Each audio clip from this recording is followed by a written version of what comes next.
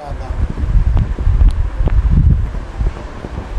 جن کو ہم کہتے ہیں معمولات کی پابندی.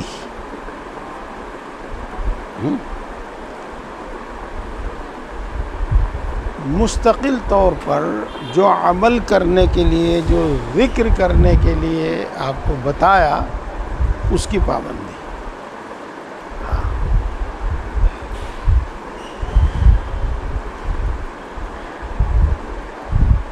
اگر معدہ خراب ہو تو وہ غذا جو ہماری زندگی کے لیے ضروری ہے، روٹی چاول دونوں وقت جو ہم کھانا کھاتے ہیں، جو غذا کھاتے ہیں، وہ ہضم نہیں ہوتا اور روز بروز جسمانی طاقت کم ہوتی چلی جاتی ہے. دل، دماغ، گردہ، معدہ، جگر، رگ، پٹھے کمزور ہوتے چلے جاتے ہیں، تو بہت جلدی بڑھاپا اور بہت جلدی موت اور کمزوری یہ آتی ہے.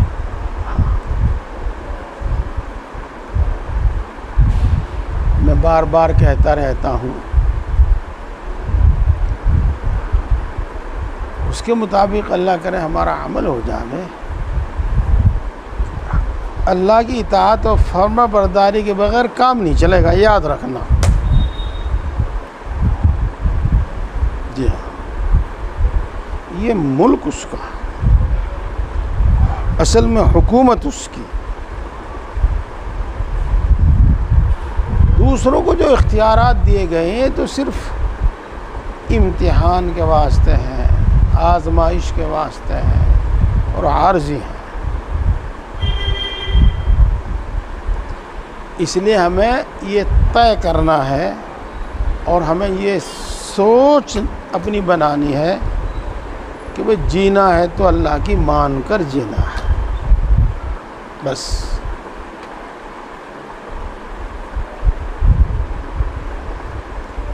ایک جملہ کئی بار آپ نے میری زبان سے سنا ہوگا، اللہ کی مانتے رہو، اللہ سے مانگتے رہو.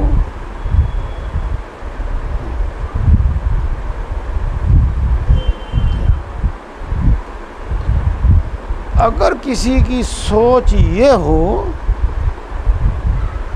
کہ اللہ کی نافرمانی کے باوجود میں دنیا اور آخرت کی سزا سے بچ جاؤں گا، تو یہ اس کی غلطی ہے. جی، یہ اس کی غلطی ہے.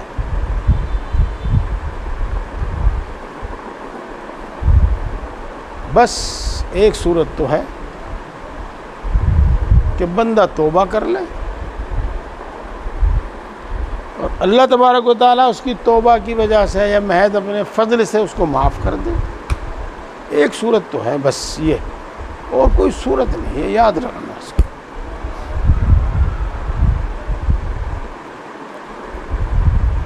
یہ اپنا یقین بنائیں. آپ اپنا دسترخوان بچھا لو، تیاری کر لو، پھر بتاؤ، پھر آ جائیں گے انشاءاللہ. سب ساتھ لگ کے کام کر لو، جو دھونا ہے دھو لو، دسترخوان بچھانا بچھا لو. اور میرے بھائیوں، اس کے علاوہ باقی جو بھی کچھ ہے وہ تو ہمارا کام چلانے، زندہ رہنے کا ایک ذریعہ ہے صرف. جی ہاں، مکان ہو، دکان ہو، زمین ہو، دولت ہو، عہدہ ہو، یہ جو بھی کچھ ہے سب، یہ تو ہماری ضرورت اور ہمارے جینے کا سامان ہے. جینے کا مقصد تو عبادت ہے، اللہ کا کہنا ماننا. اس کو یقین کر لو، اور اس یقین کا اثر ہمارے دل پر، ہمارے ہاتھ پاؤں پر ہو۔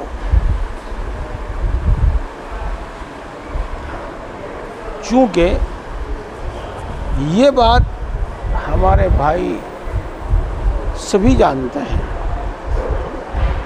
عمل چاہے اس کے خلاف کرتے ہیں لیکن جانتے سبھی یہی ہے جو میں بتا رہا ہوں۔ اس لیے میرے دوستو، بزرگان دین کے یہاں، مشائخ کے یہاں، چاہے آپ ان کو خانقاہ کہہ لو یا کچھ کہہ لو، ایک کام ہوتا ہے، وہ یہ ہوتا ہے کہ جو ہمارا علم ہے ہم اس پر عمل کرنے والے بن جائیں۔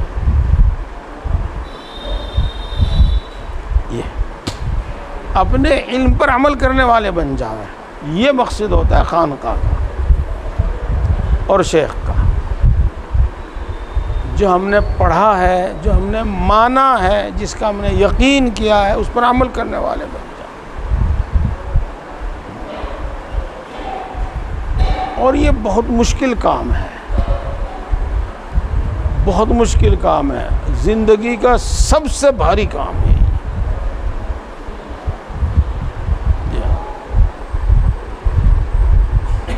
تو بزرگان دین وہ اسباب اختیار کرتے ہیں جس سے عمل کی بات، عمل کا داعیہ، عمل کا جذبہ اپنے اندر پیدا ہو، عمل آسان ہو۔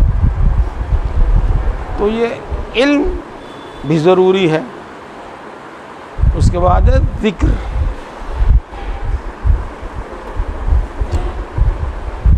اس کو فضول مت سمجھنا، اس کو یہ بھی مت سمجھنا کہ صرف ثواب کے لیے کیا جاتا ہے۔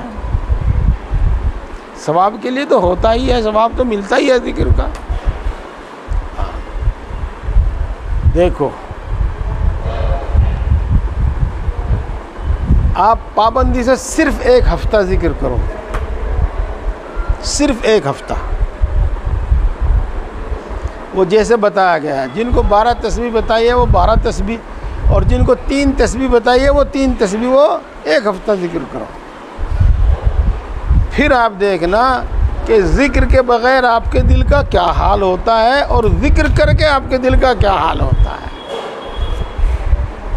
پھر دیکھنا۔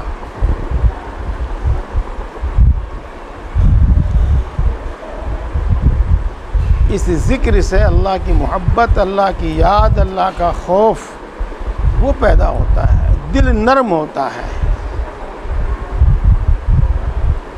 اطاعت کا جذبہ پیدا ہوتا ہے۔ اس ذکر کا یہ اثر ہے۔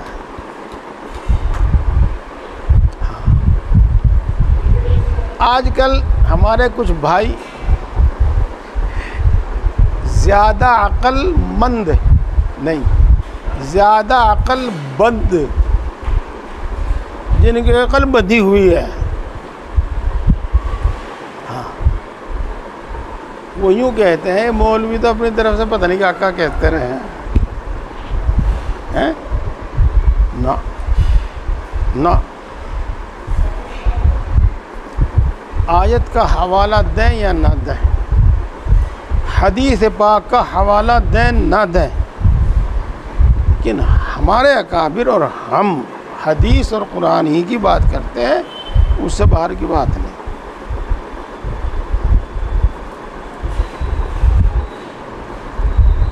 ایک حدیث پاک ہے، جب بندہ مجھے یاد کرتا ہے، اپنے دل میں یاد کرتا ہے، تو میں بھی اس کو اپنے دل میں یاد کرتا ہوں، اور جب بندہ مجھے کسی مجلس میں یاد کرتا ہے تو میں اس سے بہتر مجلس میں اس کو یاد کرتا ہوں، اور جب بندہ میری طرف ایک بالشت بڑھتا ہے تو میں اس کی طرف ایک ہاتھ بڑھتا ہوں، اور جب بندہ میری طرف ایک ہاتھ بڑھتا ہے تو میں اس کی طرف ایک باہ بڑھتا ہوں، اور جب بندہ میری طرف آہستہ چلتا ہے تو میں دوڑ کر چلتا ہوں، اور جب بندہ میری طرف دوڑ کر چلتا ہے تو میں اس کو اپنی گود میں اٹھا لیتا ہوں، پھر میں اس کا ہاتھ بن جاتا ہوں جس سے وہ کام کرتا ہے، میں اس کی آنکھ بن جاتا ہوں جس سے وہ دیکھتا ہے، میں اس کا کان بن جاتا ہوں جس سے وہ سنتا ہے۔ یہ حدیث پاک ہے۔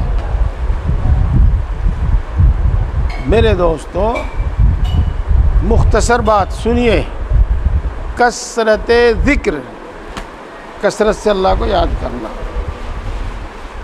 اور کثرت نوافل، یہاں کثرت سے مراد یہ ہے کہ جتنی نفل آپ پڑھ سکتے ہیں، اور کثرت ذکر سے بھی یہی مراد ہے جتنا ذکر آپ کر سکتے ہیں۔ اللہ اور بندے کا تعلق اتنا قریبی اور اتنا نزدیکی اور اتنا گہرا ہو جاتا ہے کہ اللہ خود اس بندے کی اتنی حفاظت کرتا ہے اور اس کو نافرمانی نہیں کرنے دیتا۔ اس کا کان، اس کا زبان، اس کا ہاتھ اللہ کی مرضی کے خلاف استعمال نہیں ہوتا۔ یہ اس حدیث کا حاصل ہے۔ تربیت وہ کسی بھی طرح کریں،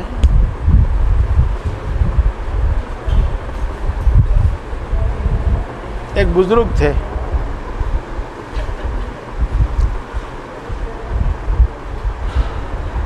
انہوں نے جان بوجھ کر کسی گورے چٹے لڑکے کو دیکھا جس کو ہم کہتے ہیں بد نگاہی، بری نگاہ سے، غیب سے ایک تھپڑ لگا اور آنکھ نکل گئی۔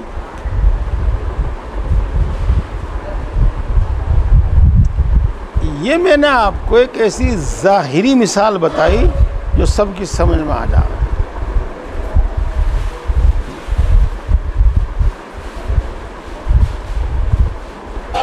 ایک بستی میں کہیں سے ایک بزرگ آئے، میرے نوجوان علماء، نوجوان بچے، نوجوان علماء اس کو سنیں، ان کی سوچ کچھ بدل سی گئی ہے آج کل۔ بستی میں جو مقیم بزرگ تھے انہوں نے ارادہ کیا کہ میں ان سے ملاقات کر کے آؤں۔ ان کے اندر کبر نہیں ہوتا، تواضع ہوتی، کوئی حسد نہیں ہوتا۔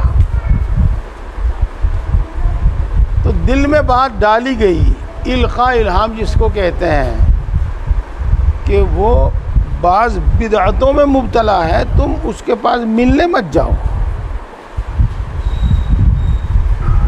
یہ تو انہوں نے اس بات کو نظر انداز کر دیا اور چل پڑے۔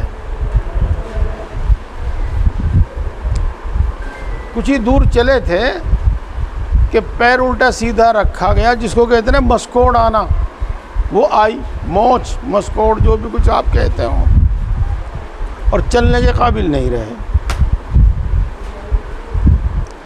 یہ دو باتیں میں نے آپ کو حسی محسوس ہونے والی بتائی، اور انہی سے میں آپ کو اگلی بات سمجھا رہا ہوں۔ صرف اللہ حالات خود اس بندے کے لیے ایسے پیدا کرتا ہے کہ یہ اللہ کی اطاعت پر گویا کہ مجبور ہوتا ہے،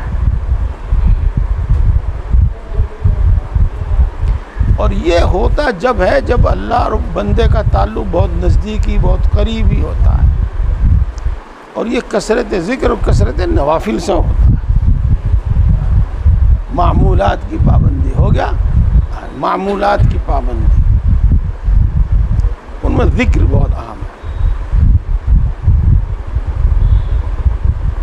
جہاں ہو وہیں کے وہیں رہو، ایسا نہیں، آگے بڑھتے رہو۔